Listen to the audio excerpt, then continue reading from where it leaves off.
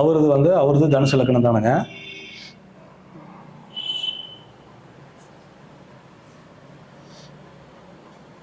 அவரது பார்த்தீங்கன்னா உத்திராட நட்சத்திரம். அவரு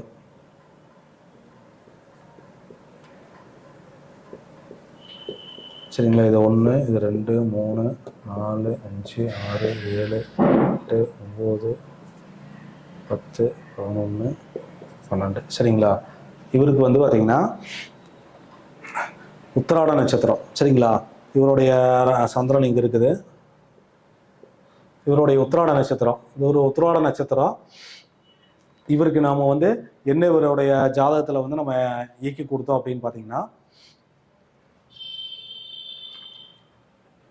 இவருக்கு 2ஆம் இடத்துலயே சந்திரன் இருக்குது சரிங்களா. அதனால இவருக்கு இயற்கை உத்திராடத்துக்கு 2வது நட்சத்திரம் திருவோணம். உத்திராடத்துக்கு 2வது நட்சத்திரம் திருவோணம்.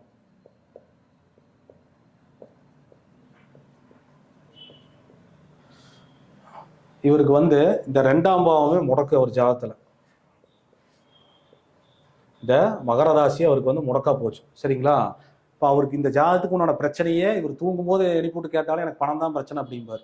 பணம் தான் பிரச்சனை அப்படிம்பார். ஏன்னா அவர் ஜாதத்துக்கு 2ஆம் பாவம் இயங்கல. இப்போ பணத்தை தேடி இவர் ஓடிட்டே இருப்பார். பணத்தை இவரால் பெருசாக ஈட்டவே முடியாது. பணமே வராது, வந்தாலும் முடங்கி போயிடும். இப்போ இவருக்கு என்ன பண்ணுறோம் அப்படின்னு கேட்டிங்கன்னா, உத்திராடத்துக்கு 2வது நட்சத்திரம் திருவோணம். இந்த திருவோணம் தான் 92 சரிங்களா. திருவோணம் தான் 92. அப்போ இவருக்கு ஒரு மொபைல் நம்பரில் 92 வர மாதிரி இப்போ நான் வச்சுக்கிறேன் பார்த்தீங்களா. இந்த மாதிரி இவருக்கு 92ல் ஆரம்பிக்கிற மாதிரி ஒரு மொபைல் நம்பர். இந்த 92ங்கிறதுக்கு நான் ஒரு விளக்கம் சொல்லிடுறேன். இந்த 92 அப்படிங்கிற எண் பார்த்தீங்கன்னா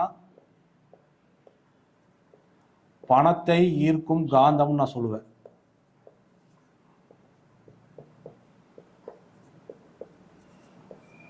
பணத்தை ஈர்க்கும் காந்தம் அப்படின்னு சொல்லுவேன் இந்த நம்பரை, என்னோட பாணியில் சொன்னேன்.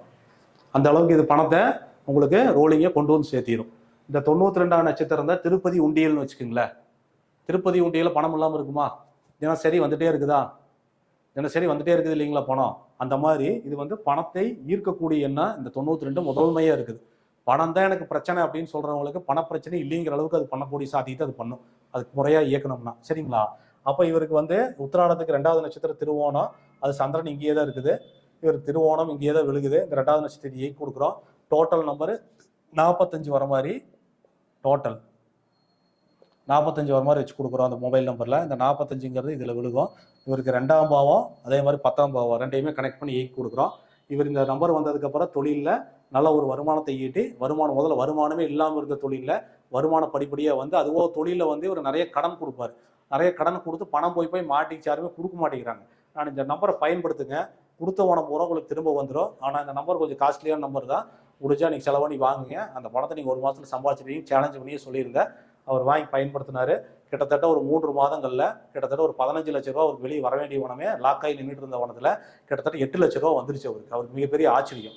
பணம் உங்களுக்கு எப்பவும் கையில் ரோலிங்காக இருந்துகிட்டே இருக்கக்கூடிய வேலையை இந்த எண் பண்ணோம். அப்போ அவரோட ஜாதக ரீதியாக தான் எதையுமே நம்ம ஆய்வுக்கு நம்ம உட்படுத்தி அவருடைய தாராபலனை இயக்கிறோம். புரியுதுங்களா.